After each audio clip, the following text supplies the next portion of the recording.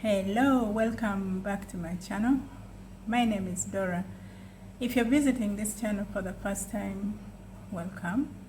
On this channel I share basic hair care tips of how to groom and grow healthy natural hair. Please do not forget to subscribe.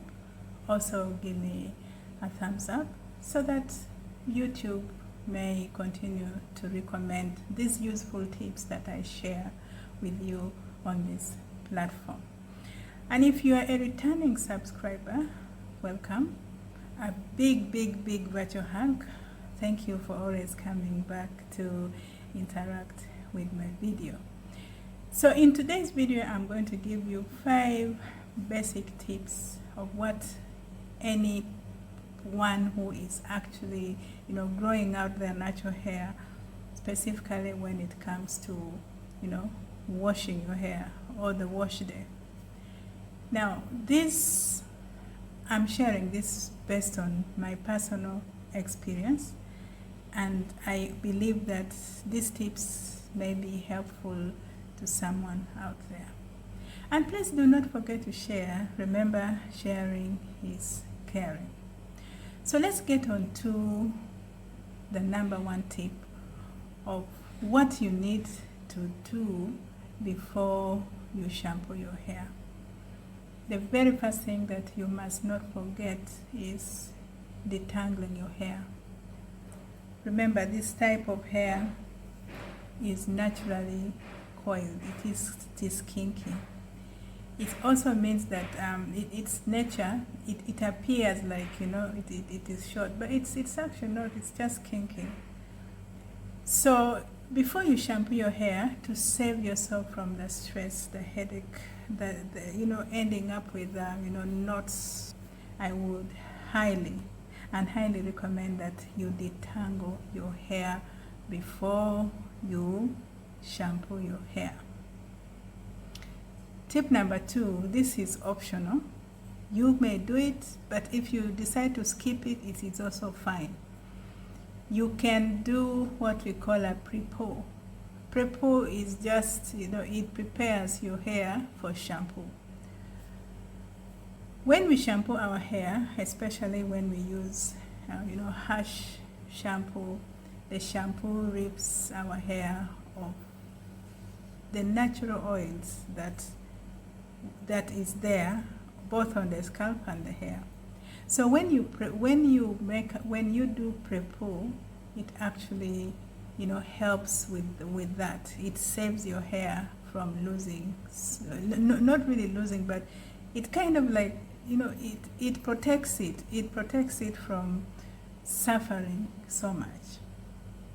But this is optional. It's not compulsory. You may as well skip it. Tip number 3 is always work with your hair in sections, just like this, depending on what really works for you. Personally, I prefer to keep my hair in chunky twists, and this is also how I actually wear my hair most of the time. I find it easier for me to retwist, to moisturize and retwist. It takes a shorter time, either than if I installed like mini twists or even twists that are a bit medium size. But at the end of it all, the preference depends on you. Our tip number 4 is after you have done the Prepoo, then you can go ahead with the shampoo. Shampoo your hair, and please do not when they say shampoo, when you apply shampoo on your hair, focus more on your scalp. And as you wash out the shampoo, of course the lather will also flow on the rest of the hair strands. But also it's not a bad idea to put some bit of shampoo on your hair strands, and especially if you are a heavy if you are a heavy products user.